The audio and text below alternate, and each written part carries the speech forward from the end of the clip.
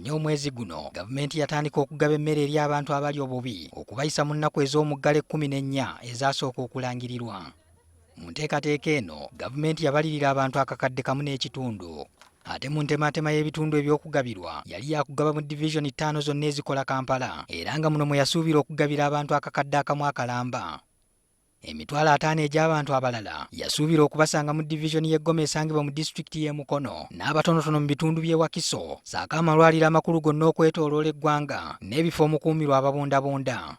Emmere bwe twatandika okugigaba twali tulina pulaani ey'okumaliza okugaba mu wiikisi 2. Ate ku kyengaba buli muntu asangibwa mu maka ng'aweza emyaka 2 n'okugenda waggulu yabalirirwa nti waakuweebwa kilo 6 ez'obuwunga, kilo 3 ez'ebijanjaalo ne haafu kilo y'omunnyo, wadde nga guno tegunnagabibwa wantu wonna. Kyokka waliwo abantu okuli abawera abatannaweza myaka 2, abakyala abayonsa, abalwadde abali ku ndiri, saako ne bakinvinvi ababadde balina okufuna kilo 2 ez'amata saako n'eza sukaali 2. Okugaba emmere kwali kwakuggwa mu wiiki 2. Ku kakadde akamu akalina okugabirwa emmere mu Kampala gwe twogerera, gavumenti yakagabirako emitwalo 11,922 nga bye bitundu nga 11 ku buli 100. Tusobodde okutuuka ku maka emitwalo 3,625. Ntuuseeko mu bwayise wano mu zooni y'abo bajjo mu divisioni y'e Kawempe, gavumenti gye yasooka okugaba emmere, kyokka ng'eriyo abatolotoma nti emmere baabawa ntono ku eyo minisita gy'alambise. Abantu bendabirira bembeera nabo nina abantu 4.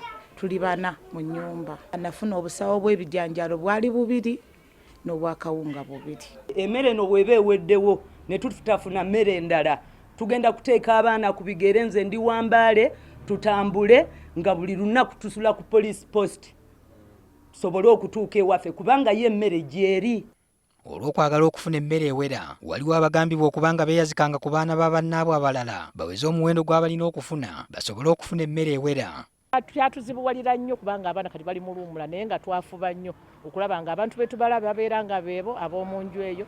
Abatuuze era beemulugunyizza ku mutindo gw'emmere yabaweebwa. Mu kiro bujjanjalo okulondamu ekiro 2 oyinza okulondamu nga haafu n'ebifuna amayinja gaamu olondamu haafu nnamba. Mulimu amayinja buli bifu ebinyago bifumba obufumbira ssaawa 6 okujja. Minisita alambuludde n'ekivuddeko enteekateeka y'okugaba emmere okutambula akasoobo. Nakijjukira nti bwe twatandika okugula emmere, abakozi baffe aba gavumenti abaali bagula emmere bafunamu obuzibuzibu nti kiteeberezebwa nti emmere bakiteeka ku miwendo gya waggulu nnyo.